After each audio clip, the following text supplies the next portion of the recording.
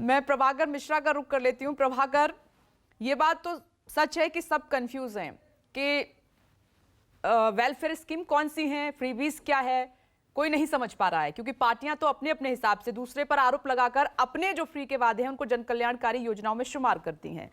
Supreme court ने भी ये कहा था, प्रभाकर मिश्रा, जब मेरी आपसे बात हो रही थी, कि सभी पार्टियां इसमें एक जैसी हैं, कोई पीछे नहीं है। तो फिर इसको मुद्दा बनाना, एक दूसरे पर आरोप लगाना कितना सही है? विप्लेश, निश्चित तौर पर जब सुप्रीम कोर्ट में सुनवाई हो रही थी और तत्कालीन सीजेआई जस्टिस रमना के सामने जब ये मामला था, तो उन्होंने एक बात कही थी कि फ्रीबीज सबको चाहिए और सभी पॉलिटिकल पार्टियां इस मामले में एक राय रखती हैं और उसमें बीजेपी भी शामिल है। तो मतलब ये कि जब कोई ये कहता है कि कुछ लोग फ्रीबीज के दम पर चुनाव लड़ना चाहते हैं, तो उसका मतलब साफ ये है कि वो अपने को फ्रीबीज से अलग रखने की कोशिश करता है। लेकिन जनता के सामने कोई कंफ्यूजन नहीं है। जिस योजना से, जिस घोषणा से, जिस बंटवारे से, जिस मुफ्त की घोषणा से जनता को फायदा है, या वो जनता जिस पार्टी को अपना मानती है, उसके लिए उसे लोक कल्याणकारी योजना ही लगती है, भले ही पॉलिटिकल पार्टियां कुछ भी कह लें। और विपनेश, एक अच्छी बात कहें या बुरी बात कहें कि हाल के दिनों में सुप्रीम कोर्ट में एक याचिका गई और याचिका दायर करने वाले कोई और नहीं, बीजेपी से संबद्ध नेता जो सुप्रीम कोर्ट के वकील हैं अश्विनी उपाध्याय ने याचिका लगाई और उसमें उन्होंने एक बात कही कि जो चुनाव के दौरान राजनीतिक पार्टियां जो घोषणाएं करती हैं, फ्री की घोषणाएं करती हैं, उस पर रोक लगाया जाना चाहिए। और संयोग से जब उन्होंने याचिका दायर की थी, तब इस तरह की फ्रीबीज की घोषणाएं करने वालों में कोई भी पार्टी पीछे नहीं थी। वो उस समय उत्तर प्रदेश विधानसभा चुनाव के आसपास का मसला था और आपने देखा होगा कि किस तरह से सभी पार्टियों ने अपने अपने हक से, अपने अपने हिसाब से, अपने अपनी सुविधा के मुताबिक तमाम घोषणाएं की। अब वही बड़ी बात आ जाती है जो सुप्रीम कोर्ट भी कहता है कि यह तय करना बड़ा मुश्किल है कि कौन फ्रीबीज है, मुफ्त की घोषणाएं हैं, और कौन है जो जन लोक कल्याणकारी योजनाएं हैं। मुश्किल यहां पर यह है कि जो पार्टी ये कहती है कि फला फ्रीबीज मुफ्त की घोषणाएं कर रहा है, वो अपनी योजना को जन लोक कल्याणकारी योजना मानता है।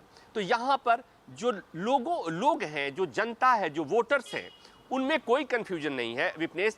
इस मामले में वो जिस पार्टी को पसंद करते हैं उसकी योजना को फ्रीबीज नहीं मानते हैं, वो दूसरी पार्टी को मानते हैं। जिस तरह से पॉलिटिकल पार्टी के नेता कहते हैं, ठीक उसी तरह से मामला सुप्रीम कोर्ट में गया। आपने देखा कि किस तरह से चुनाव आयोग ने पहले तो चुनाव आयोग अपनी जिम्मेवारी से भागता रहा, बाद में चुनाव आयोग ने यह कह दिया कि सभी पॉलिटिकल पार्टियां बताएं कि आपने जो घोषणाएं करनी है वो बताइए कि आपको पैसे कहां से आएंगे, आपने जो घोषणा करेंगे वो पैसे कहां से आएंगे, क्या उसके लिए आपके पास संसाधन होंगे, या अतिरिक्त आप टैक्स लगाएंगे। अभी भी कुछ पॉलिटिकल पार्टियों ने चुनाव आयोग के सामने अभी तक अपना जवाब दाखिल नहीं किया है।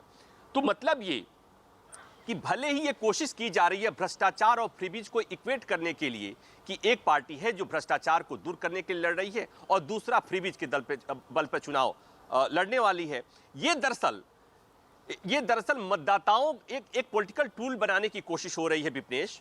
क्योंकि जब फ्रीबीज की बहस हो रही है, फ्रीबीज को जन कल्याणकारी योजनाएं क्या है, फ्रीबीज क्या है, इस पर अभी तक न कोई पॉलिटिकल पार्टी, न कोई सरकार, न चुनाव आयोग, न देश की सबसे बड़ी अदालत इस महीन लाइन को अभी तक स्पष्ट नहीं कर पाया और इसलिए मामला अदालत में पेंडिंग है। 2 जजों की बेंच से मामला 3 जजों की बेंच को चला गया।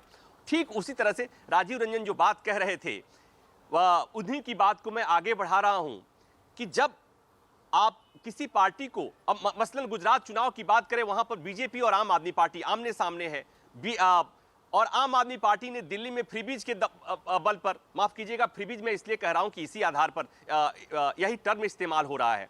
तो जब दिल्ली में जो उन्होंने एक एक्सपेरिमेंट किया, उसी एक्सपेरिमेंट को उन्होंने पंजाब में एक्सपेरिमेंट के दम पर सफल हो गए, और कहीं न कहीं गुजरात में भी उसका असर होता हुआ दिख रहा होगा। राजीव रंजन बेहतर जानते हैं, वहां पर वो हैं। और जो ये प्रधानमंत्री कहें या चाहे बीजेपी के नेता कहें, चाहे बाकी और लोग कहें, वो ये बता रहा है कि ये बेचैनी एक तरह से है। और मैं ये देख पा रहा हूं कि भले ही गुजरात चुनाव तक ये बात ना हो, 2024 के लोकसभा चुनाव के पहले तक ये फ्रीबीज की परिभाषा भी तय हो जाएगी और ये भी तय हो जाएगा कि फ्रीबीज को लेकर क्या किया जाएगा। क्योंकि इस चुनाव के बाद आने वाले समय में चूंकि एक पार्टी लगातार इस तरह की घोषणाओं से जीत पर जीत हासिल करते जा रही है, तो मुझे लगता है कि ये चीज सियासत में एक बेचैनी लेकर आई है और इसीलिए चुनाव आयोग के सामने सब लोग लिख कर देंगे कि हम फ्रीबीज नहीं देंगे। और मुश्किल विपनेश तब वही होगी क्योंकि हमें तो जनता को फ्रीबीज लेने की आदत पड़ गई है। जनता फ्री में जो राशन खाती है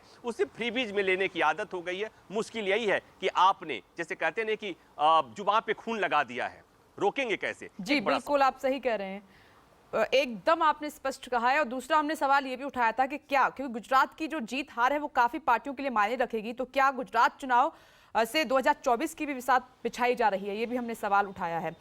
नमस्कार, मैं हूं मानक गुप्ता। अगर आपको हमारा ये वीडियो पसंद आया हो तो इसे लाइक और शेयर जरूर करें और हां, हमें सब्सक्राइब और फॉलो करना ना भूलें ताकि आप देश और दुनिया की कोई खबर मिस ना करें। तो जुड़े रहिए हमारे साथ और देखते रहिए न्यूज़ 24।